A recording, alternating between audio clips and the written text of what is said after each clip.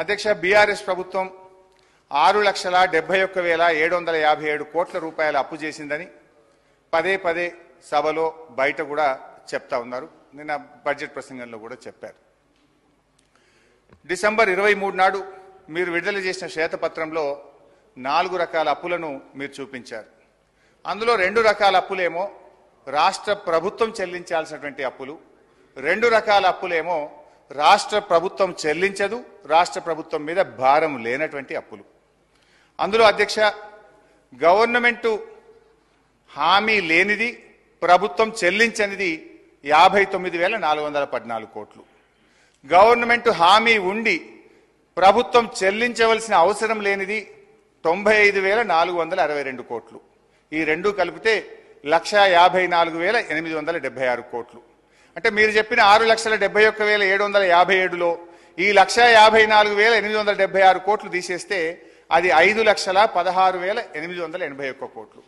దీంట్లో మా ప్రభుత్వం ఏర్పడే నాటికే చేసినటువంటి అప్పులు మాకు వారసత్వంగా వచ్చింది 72,658 కోట్లు. దాన్ని కూడా తీసేసినప్పుడు 4,44,223 కోట్లు. ఈ 4,44,233 కోట్లలో వారసత్వంగా ఉమ్మడి ఆంధ్రప్రదేశ్ ప్రభుత్వం నుంచి వచ్చిన, అంటే ప్రభుత్వము హామీ ఇచ్చి ప్రభుత్వమే చెల్లించేటువంటి ఎస్పీవీకి సంబంధించిన 11,609 కోట్లున్నాయి. దాన్ని కూడా మనం తొలగించినట్టయితే 4,32,614 కోట్లు. మీరు శ్వేతపత్రంలో కూడా కొంచెం ఇంటెలిజెంట్గా పెట్టారు. అది ఏం పెట్టారంటే మా ప్రభుత్వం దిగిపోయే నాటికి ఎంత ఉంటుందో పెడితే బాగుండు. వీళ్ళు ఏం పెట్టింది, ఎఫ్ఆర్బిఎం లోన్స్ 2023-24 బిఈ, అంటే మేము డిసెంబర్లోనే మీ గవర్నమెంట్ వచ్చింది. డిసెంబర్, జనవరి, ఫిబ్రవరి, మార్చ్ 4 నెలల్లో తీసుకుపోయే అప్పును కూడా మా ఖాతాలు వేసింది. గ్రేట్. అయితే ఆ డబ్బు ఎంత అంటే 6,115 కోట్లు. ఈ 6,115 కూడా తీసేస్తే నెట్ మా 10 ఏళ్ల పాలనలో తెచ్చిన అప్పు 4,26,499 కోట్లు. వాస్తవం ఇదైతే ఒకవైపు 7,000 కోట్లు 7,000 కోట్లు అని చెప్పి ఒక 7 లక్షల కోట్లని దుష్ప్రచారం చేస్తూ ఉన్నారు. అయితే ఇక్కడ అధ్యక్ష కొన్ని విషయాలు కూడా వారికి చాలా అనుభవం ఉంది, సభలో కూడా ఉన్నారు. నేను అక్కడ ఆర్థిక మంత్రిగా ఉన్నప్పుడు అనేక సందర్భాల్లో బట్టి విక్రమార్క గారు సిఎల్పి నాయకుడిగా మాట్లాడుతుండేవారు.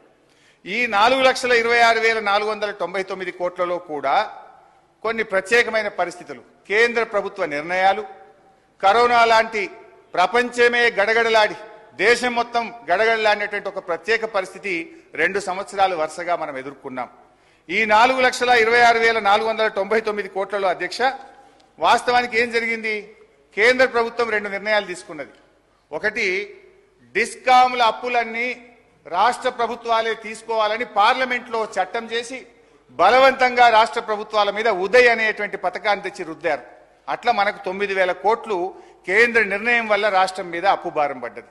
2, 14వ ఆర్థిక సంఘం నుంచి రాష్ట్రానికి గ్రాంట్గా రావాల్సిన డబ్బు, దేశంలో డబ్బు లేదు, కొంత ఇబ్బంది ఉన్నది, గ్రాంట్కు బదులు మీరు అప్పు తెచ్చుకోండి అని ఓ 2,459 కోట్లకు ప్రత్యేకంగా కేంద్ర ప్రభుత్వం దేశం మొత్తం నిర్ణయం తీసుకున్నది. తెలంగాణ కోసం కూడా గ్రాంట్గా రావాల్సింది బడ్జెట్లో పెట్టుకున్నది, గ్రాంట్గా ఇవ్వకుండా అప్పు తెచ్చుకోమని కేంద్ర ప్రభుత్వం నిర్ణయం తీసుకుంటే అదొకటి మన మీద భారం పడ్డది.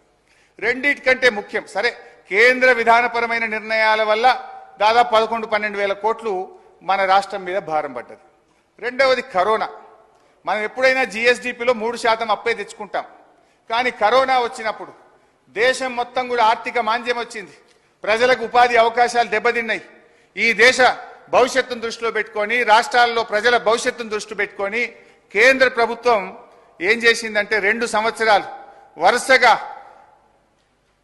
అదనపు ఎఫ్ఆర్బిఎం ఇచ్చి మీరు క్యాపిటల్ ఎక్స్పెండిచర్ చేయండి, ఖర్చు పెట్టండి, ఆర్థిక అభివృద్ధికి తోడ్పడుతుంది, డబ్బు చలామణిలో లేకపోతే ప్రజలకు ఇబ్బంది అవుతుందని 2020-21లో 1.75% అదనంగా జిఎస్డిపి అప్పు తెచ్చుకోవాలని 17,558 కోట్లు కరోనా మొదటి సంవత్సరంలో తేవాల్సి వచ్చింది.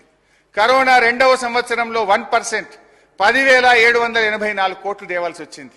అంటే ఈ వరుసగా 2 ఏళ్ల కరోనా వల్ల ఒక 28,000 కోట్లు, ఒక 12,000 కోట్లు కేంద్ర ప్రభుత్వం యొక్క విధానపరమైన నిర్ణయాల వల్ల ఈ రెండు కలిపితే దాదాపు అనివార్యంగా 41,159 కోట్లు కరోనా మరియు కేంద్ర ప్రభుత్వ నిర్ణయాల వల్ల మనం అదనంగా తీసుకోవాల్సి వచ్చింది.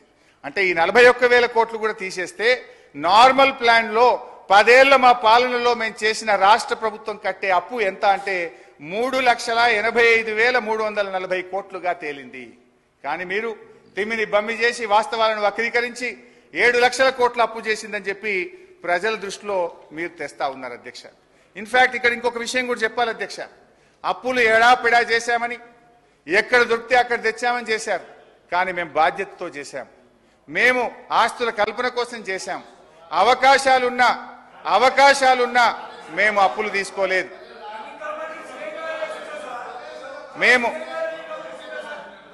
మేము సార్ వద్దు, మీరు ఆగండి. నేను బాధ్యతతో చెప్తున్నాను అధ్యక్ష.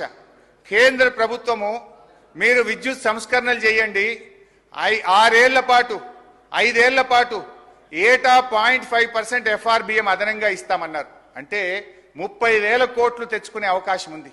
మన పక్కన కాంగ్రెస్ అధికారంలో ఉన్న కర్ణాటకలో విద్యుత్ సంస్కరణలు అమలు చేశారు, ఆంధ్రప్రదేశ్లో చేశారు. దేశంలో అనేక రాష్ట్రాల్లో విద్యుత్ సంస్కరణలు అమలు చేసి వాళ్ళు 30,000 కోట్లు తెచ్చుకున్నారు. ఇదే సభలో సభానాయకుడిగా ఉన్న కేసీఆర్ గారు నా గొంతులో ప్రాణముండంగా విద్యుత్ సంస్కరణలు అమలు చేయను, ఆ 30,000 కోట్లు మాకు అవసరం లేదు, ఒక పని తక్కువ చేసుకున్నా సరే విద్యుత్ సంస్థలను ప్రైవేట్ పరం చేయము, మీటర్లు పెట్టము అని సభానాయకుడిగా చెప్పారు. నిజంగా అప్పు పుడితే మేము తెచ్చుకోవచ్చు అనుకుంటే ఆ 30,000 కోట్లు తెచ్చుకొని ఉండేవాళ్ళం కదా. మేము ఆ రోజు ఆ అవకాశం ఉన్నా కూడా దాన్ని వినియోగించుకోలేదంటే మా బాధ్యత ఈ రాష్ట్రం పట్ల, భవిష్యత్ తరాల పట్ల ఎంత బాధ్యతాయుతంగా వ్యవహరించామో కూడా ఒకసారి గుర్తు తెచ్చుకోవాలి. అధ్యక్ష, హరీష్ రావు గారు 1 minute.